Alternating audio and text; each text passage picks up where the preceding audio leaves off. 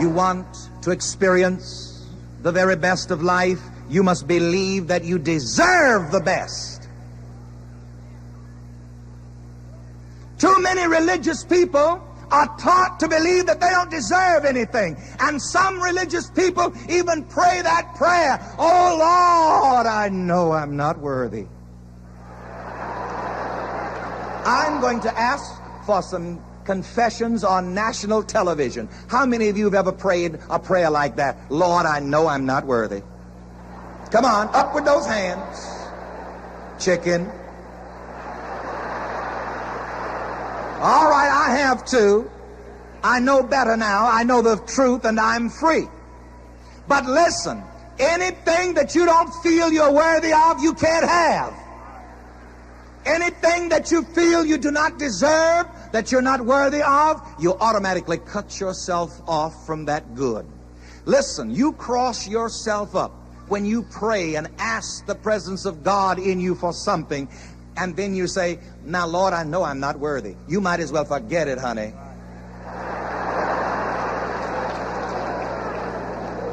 Believe that you deserve the best.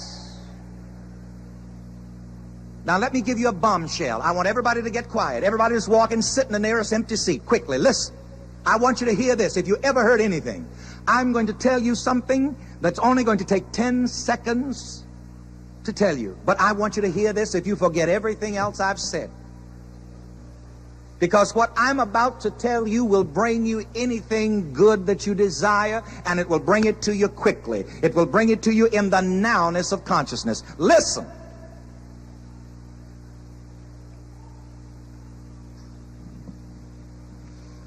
Anything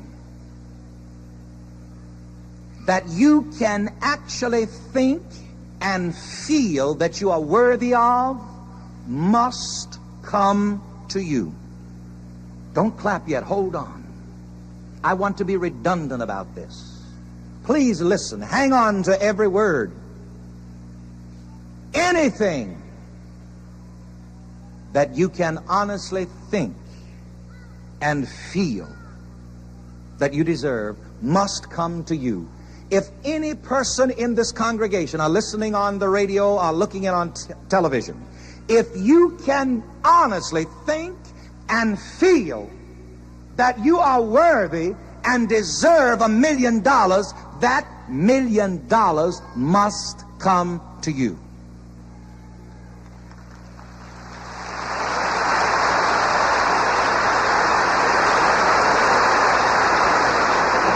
In our philosophy, which we call the science of living, we say it this way: whatever you want in your experience, hold it first of all, accept it first of all in your consciousness. If you could get $1 million feeling,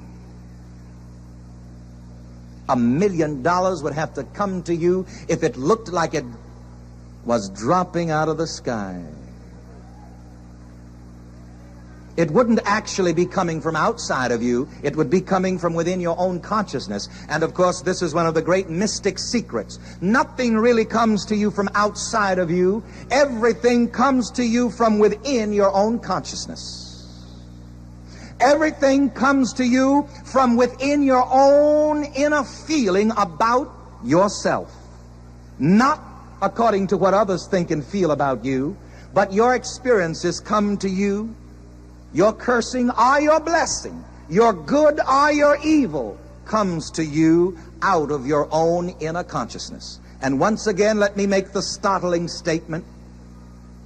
If any person could honestly feel and think that he is deserving and worthy of $1 million, that $1 million would come to him so fast until it would make his head spin. Now, wait a minute. We've had an example in this service. Mother Packnett, who used to be the blind old lady and who was healed. And she was taught by me in many of our services that we deserve the best. This is what I teach the people, that you deserve the best. You deserve the best because you're God's child. You don't have to beg God for anything. The day of begging, praying is over. This is the day of accepting the goodness of God.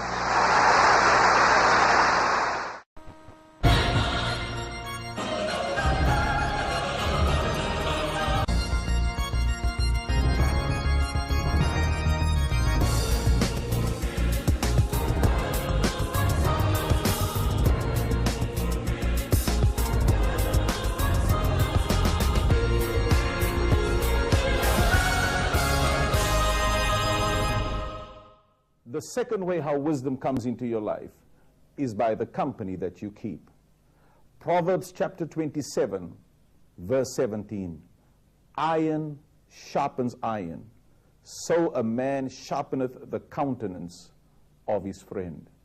I am forever being sharpened by the people that I allow close to in my life.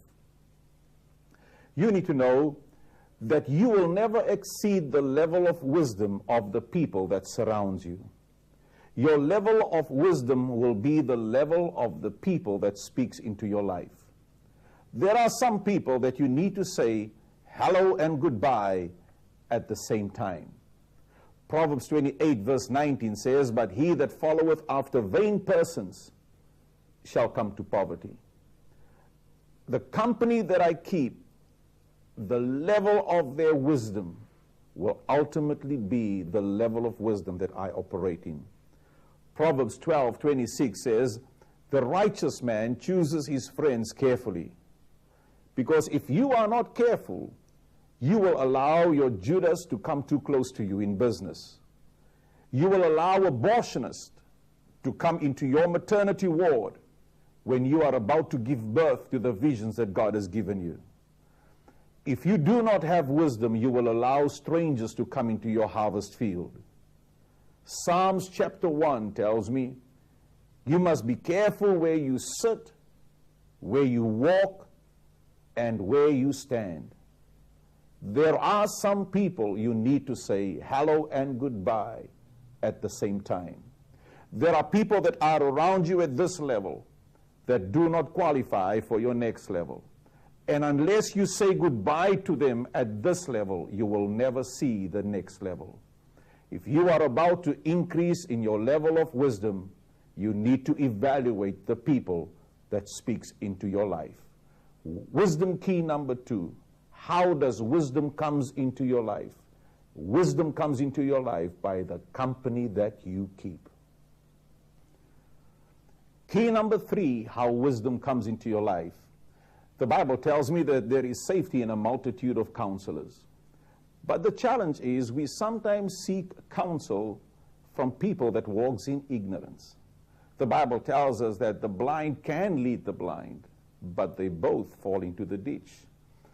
I have seen some people that get some counsel from their own cousins that are more broke than what they are.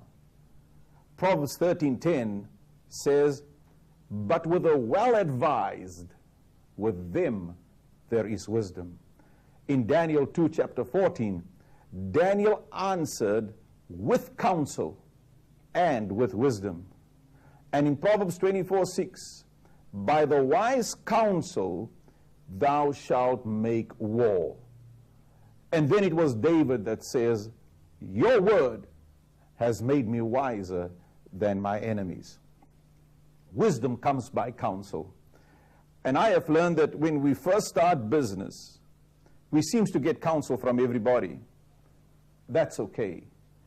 But when we increase in wealth, when we increase in network, when we increase in net worth, when we increase in investments, when we increase in our exports and imports and business deals and business transactions, it is so that the higher altitude you fly, the greater the risk. And therefore, you need to get counsel at the level that you operate in. I have purposed in my life that at least once a month, I want to sit with somebody that's bigger than me. I want to draw counsel from somebody that has been there and that can guide me through the next phase of my life. Because by the time when you go through your wilderness, you need to make sure that you have the counsel that is able to direct you out of your wilderness as soon as possible. Wisdom key number 3, your life will be enriched by the counsel that you get. One word of wise counsel can save you 10 years of labor in your life.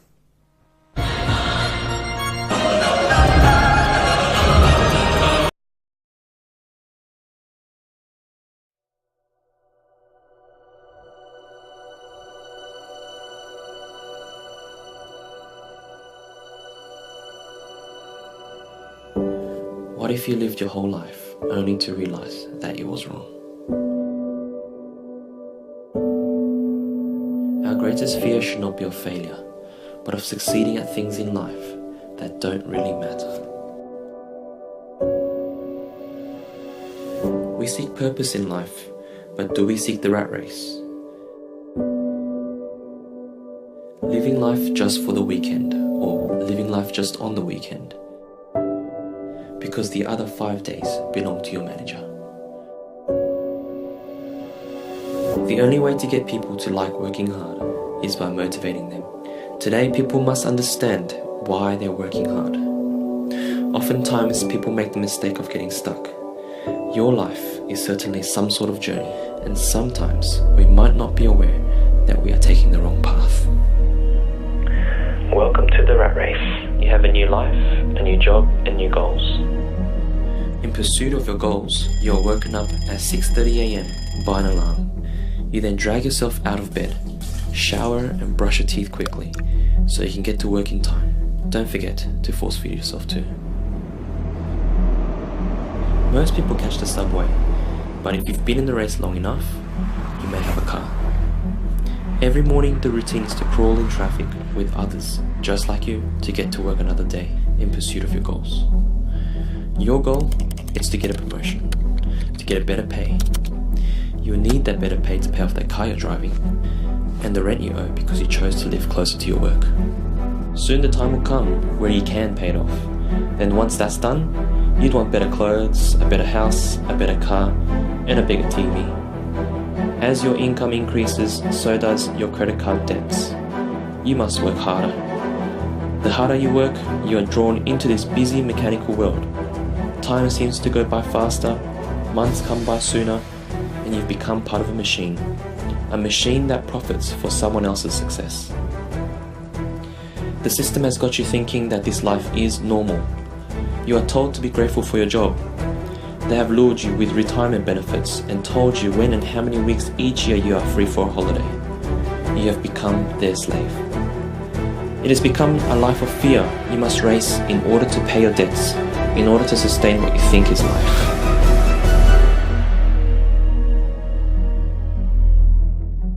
The trouble is, most people do not live, they just race. They are trying to reach some goal far away in the horizon that they focus so hard in getting there that they forget all the beautiful things life presents along the way. And when they finally awaken from this race, they find that they are too old and worn out, realizing there is no difference whether the goal was reached or not. Unless one is able to live fully in the present, the future is a hoax. There is no point whatsoever in making plans for a future, which you will never be able to enjoy.